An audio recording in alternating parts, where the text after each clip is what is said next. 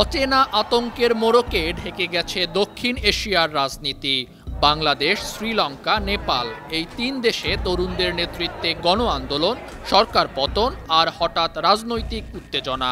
এই ঢেউ ছড়াতে পারে ভারতেও। তাই তো ভারতের শাসকরা এই প্রশ্নের উত্তর খুঁজছেন আতঙ্কিতভাবে। সেই ধারাবাহিকতায় ১৯৭৪ সাল থেকে ভারতের সব আন্দোলনের ইতিহাস খতিয়ে দেখার নির্দেশ দিয়েছেন ভারতীয় কেন্দ্রীয় স্বরাষ্ট্রমন্ত্রী অমিত শাহ।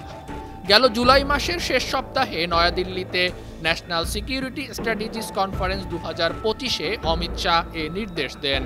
দেশটির গোয়েন্দা ব্যুরো ২ দিনব্যাপী ওই কনফারেন্সের আয়োজন করেছিল। ভারতীয় সংবাদ মাধ্যম ইন্ডিয়ান এক্সপ্রেস এসব তথ্য জানিয়েছে। কেন আন্দোলন হলো, কারা নৈপথ্যে ছিল, আন্দোলনের অর্থের যোগান কোথা থেকে এসেছে, অমিত শাহর নির্দেশে এসব বিশ্লেষণ হচ্ছে। শুধু তাই নয়, প্রতিবেশী দেশগুলোর আন্দোলনও বিশ্লেষণ করা হচ্ছে। গোয়েন্দারা বোঝার চেষ্টা করছেন কিভাবে বাংলাদেশ, শ্রীলঙ্কা এবং নেপালের বিদ্রোহ ভারতের মানুষের মধ্যে প্রভাব ফেলতে পারে। এই ধারা একবার ছড়ালে রাজনৈতিক স্থিতিশীলতা কতটুকু নড়বড়ে হতে পারে। এসব তথ্য উপাত্ত সংগ্রহ এবং বিশ্লেষণ করে করণীয় নির্ধারণে একযোগে কাজ করছে ভারতের বিভিন্ন গোয়েন্দা সংস্থা ও নিরাপত্তা সংস্থা।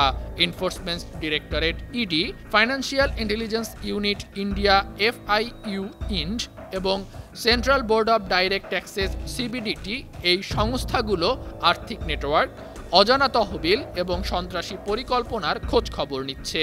ধর্মীয় সমাবেশ, রাজনৈতিক মিছিল, পাঞ্জাবের খালিস্তানি উগ্রপন্থা সবকিছুর ওপর নজরদারি করছে। যোগাযোগ ব্যবস্থা ভেঙে দিতে জেলে বসে নেটওয়ার্ক চালায় এমন সন্দেহভাজনদের এক জেল থেকে অন্য জেলে সরিয়ে নেওয়া হচ্ছে। অমিত শাহর নির্দেশে জাতীয় তদন্ত সংস্থা NIA, BSF, NCB বিশেষ কৌশল বাস্তবায়ন করছে। এসব সংস্থা বিশেষ দল গঠন করছে, গণ আন্দোলন ঠেকানোর প্রক্রিয়া খুঁজছে। এজন্য স্ট্যান্ডার্ড অপারেটিং প্রসিডিউর SOP তৈরি করা হচ্ছে।